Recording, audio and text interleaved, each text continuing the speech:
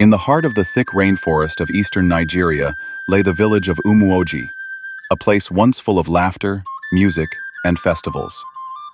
The villagers were hardworking farmers, fishermen, and hunters. Their evenings were filled with drumming, moonlit dances, and stories by the fire. But everything changed one rainy season, when strange things began to happen. It began with the animals. Goats that used to bleat and run around the compounds went silent, standing stiff in corners with eyes wide and unblinking. Chickens laid eggs with strange black yolks, and dogs howled at nothing in the middle of the night, their hairs rising as if they saw something invisible. The elders dismissed it as ordinary witchcraft, saying sacrifices must be offered to appease the gods.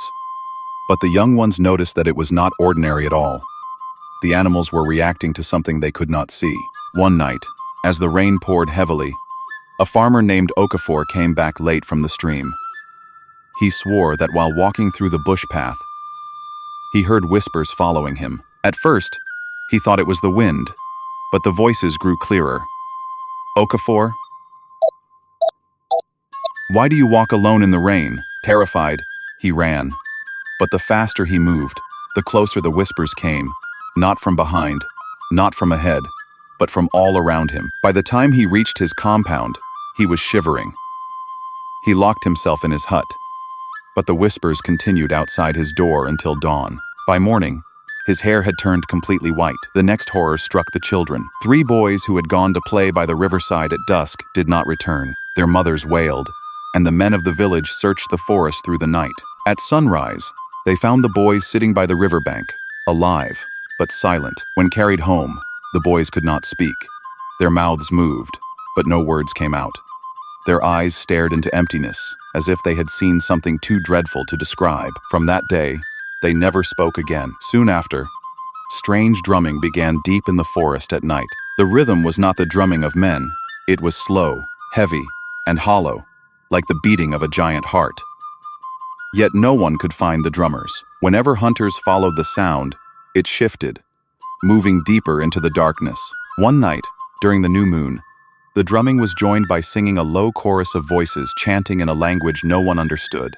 The village priest, Eze Ofo, warned the people, "This is not the voice of our ancestors. Something else has entered Umuoji." But it was too late. During a funeral for an old woman, something happened that shattered the courage of every villager. As her body was laid in the earth, the mourners began to cover it with sand. Suddenly, the woman sat up from her grave, her face pale, eyes empty, lips trembling. She did not speak, but only stared at the people one by one. The crowd screamed and ran, leaving the priest alone with her. He raised his staff and shouted incantations, but the woman only tilted her head slowly and whispered, "It is not me, it's them." Then she collapsed lifeless again. From that day, the villagers stopped burying their dead at night. Soon, the full moon brought a deeper horror. Every midnight, shadows moved across the compounds. Not ordinary shadows, but tall, thin figures that walked without bodies. They slipped through walls, through doors, through windows, leaving a cold wind wherever they passed. Those who saw them fell sick the next day, coughing black blood. The illness spread quickly. Men, women, and children grew weak. The healer's herbs no longer worked. The priest gathered the elders and confessed, "These are not spirits of the land. They are strangers, drawn by something buried in our soil." When asked what, he remained silent. One brave hunter, Obina, decided to find the source. He believed the strange events came from the old abandoned well at the edge of the forest, a place no one fetched water from anymore. One night, he went there with a torch and spear. The well was deep, dry, and covered with moss. When he peered inside, he heard a faint sound, like children crying. He dropped a stone, but instead of a splash, he heard footsteps climbing upward. Terrified, he ran back to the village, but something followed him. By morning, his body was found in the square, eyes wide, mouth open in a silent scream, his chest pressed flat as if something had sat on him all night. The villagers decided to abandon Umuoji. They packed their belongings and prepared to flee before nightfall. But as dusk approached, a thick mist rose from the ground and swallowed the entire village. The paths disappeared. The forest vanished. The people were trapped inside the fog. Then came the drums, louder than ever.